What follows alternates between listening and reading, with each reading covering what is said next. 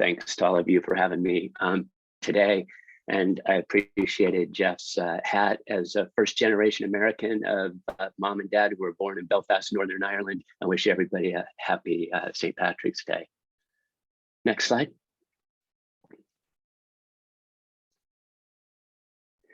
These are my financial disclosures. I've published my disclosures on the internet for over the last decade. For this talk, I recognize that I have both research funding and consulting fees from J&J, and I'm using one of their sponsored trials as an example of data sharing. Next. So everybody on this call has spent probably a majority of their professional careers generating evidence to help us understand diseases, to understand interventions, and ultimately to improve human health. My perspective, or my focus primarily over the last 2 decades, has been working with industry to design, conduct, and report on FDA-regulated drug development programs. Next. And just as Ida showed, this challenge of underrepresentation of clinical trials in the publication domain in clinicaltrials.gov has been well recognized. This is a paper I wrote with one of my trainees over 15 years ago, showing at my former institution, Duke University, that less than half of all of the IRB approved multi-center clinical trials in which Duke was participating were actually published. And we used a window of 5 to 6 years after the clinical trial was thought to be done. So this is old data, but unfortunately is probably still representative of many of similar analyses that could be conducted today. Next slide.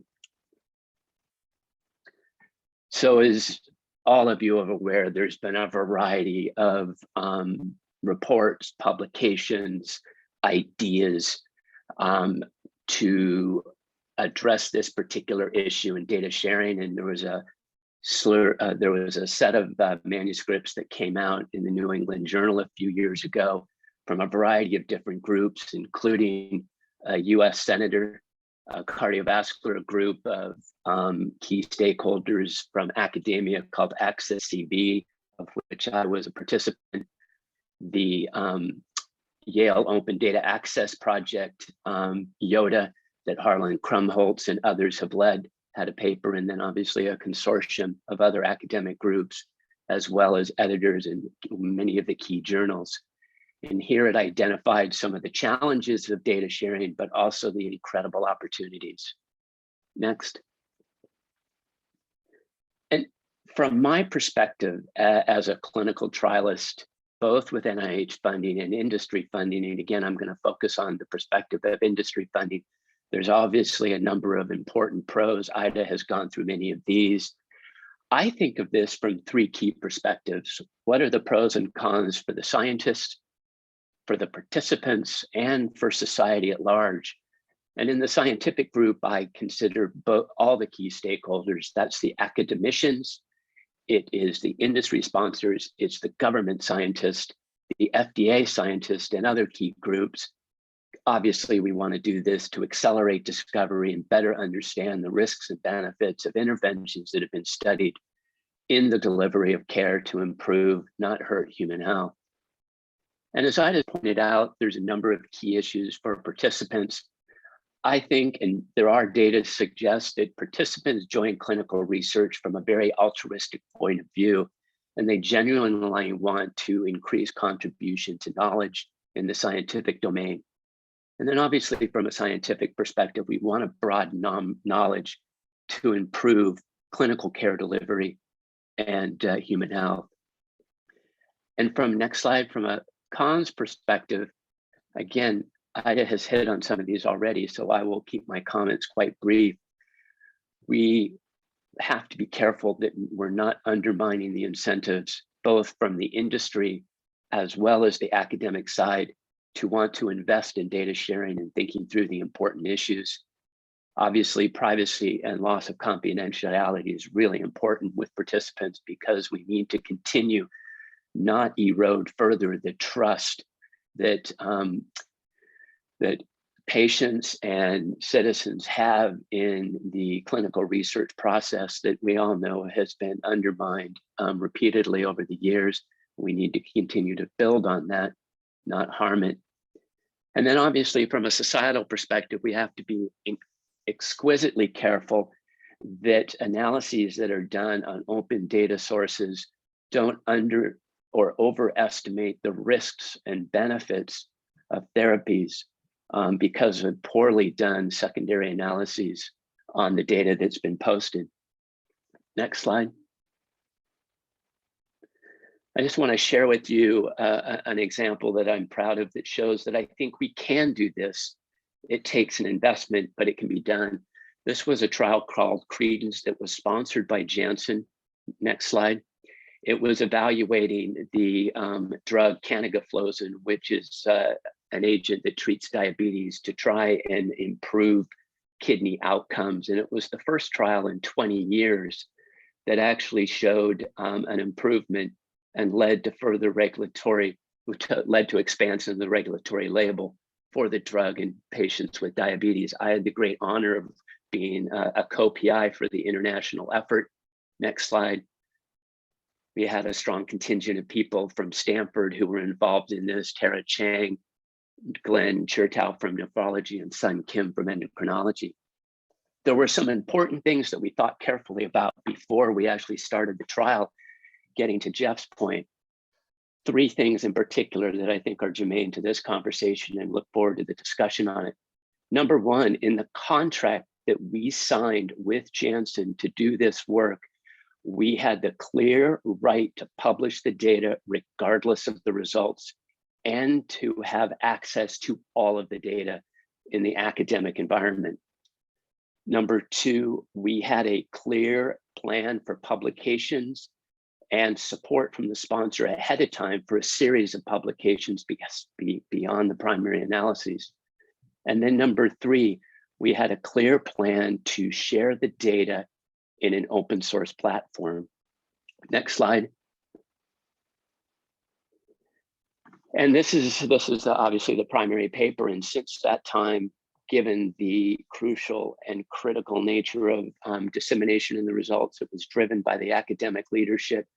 We've published dozens of papers in peer-reviewed literature in high impact journals in just the last 2.5 years after the primary publication in the New England Journal. And the papers have included important analyses around treatment effects, disease outcomes, and methodologies. Next slide. We also then shared in a different open source platform, the Yoda Platform, the data on the clinical trial results. And we can talk a little bit more about how that was done. And I think most of you probably know about the Yoda Platform. It was founded at Yale, as I mentioned, by Harlan Krumholtz in 2011. Their first industry partners included Janssen, the sponsor of CREDENCE, the trial that I used as an example, but also developed relationships with Medtronic and SI-BONE. They have a well-developed process, just like Vivily and other platforms, to understand what data are being provided by the sponsors or academicians, and a governance and oversight structure. They published then this paper about in 2018 after Janssen had provided their data in 2014. And the Janssen experience showed that there were 270 trials that had their data uploaded across 31 product development programs. There had been 82 approved requests, and in that time, there had been 11 publications with some success and some challenges noted, and perhaps we can get into those during the discussion. And my final slide.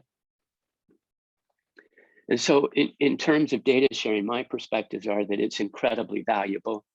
It has to be driven by transparency. We have more work to do, given the interest in Yoda has been what I would call quite minimal. And we have to think through very carefully the governance and stewardship of the data and the analyses that are being done by people that weren't involved in the research, that may not have a full understanding of what the approaches had been for the initial analyses. So thanks again for letting me join you today, and look forward to the other perspective and then the discussion. Thanks. Great, thanks, Ken. Maybe we can start with a couple of questions on this talk.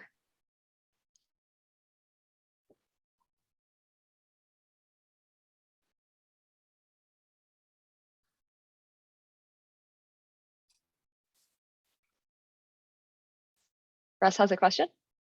Sure. Yeah, thanks, Ken. That was great. I'm curious what the approval process looks like.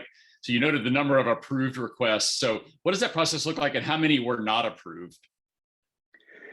Yeah, so great question. You know, there's two perspectives of that. I just want to highlight that within the trial itself and the leadership of the trial, we actually had a publication committee that also had a review process, proposals that could be submitted to actually use the data that we had access to.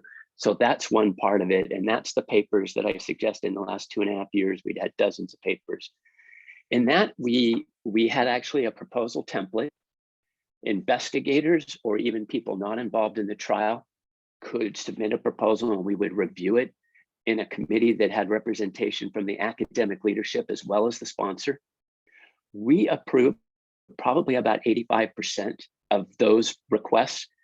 Many were declined because they were duplicate, and a few of them just weren't scientifically valid, and we asked them to come back with better science, and we never heard back from them. So that's a perspective of what we did within the trial. Within Yoda, I don't remember exactly how many of the requests were not approved. All of that data is in that 2018 paper that they published on the first 10-year experience or 8-year experience of Yoda. And maybe while then Frank is given his perspective, I can look that up and come back and put some information in the chat. Great. Another question from Steve. I was curious about this as well. Were there any derivative publications from shared data? From Yoda? Yeah, I think so. Okay. So interesting. I did look at those data. For the data that the sponsor put into Yoda from the Credence trial, there has not been any publications done on canagliflozin or the Credence trial, at least in their 2018 report. I actually tried to connect with Harlan Krumholtz the last couple of days, but he was on vacation until this morning, and so he didn't have a chance to respond if he could provide me with any updates.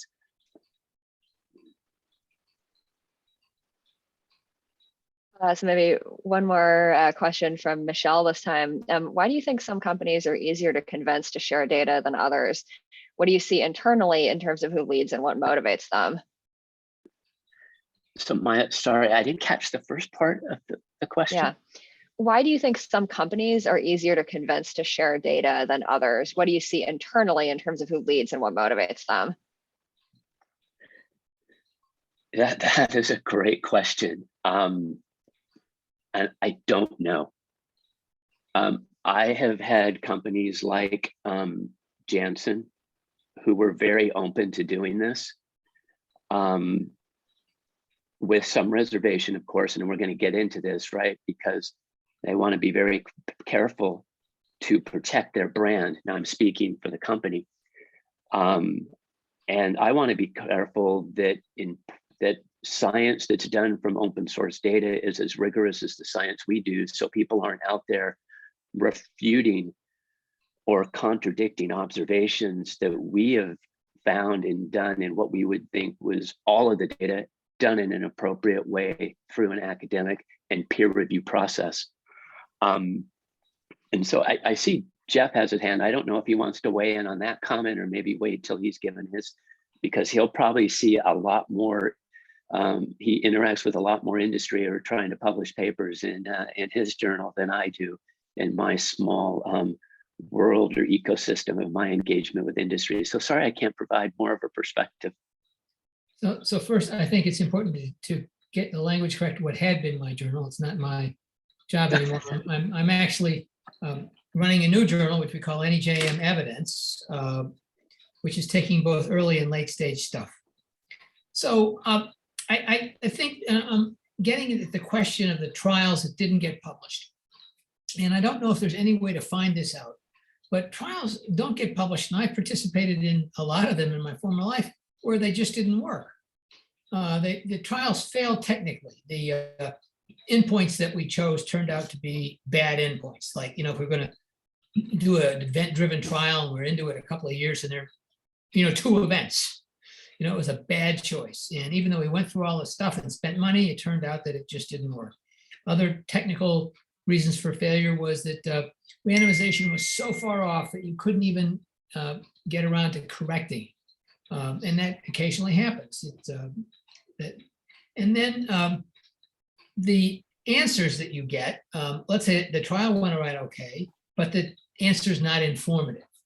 You weren't able to disprove the null hypothesis, and the confidence intervals are such that you could compare your treatment to the comparator. It could be better, it could be worse. And it is what it is, which is not informative. And many people say, it's just not worth moving forward with that.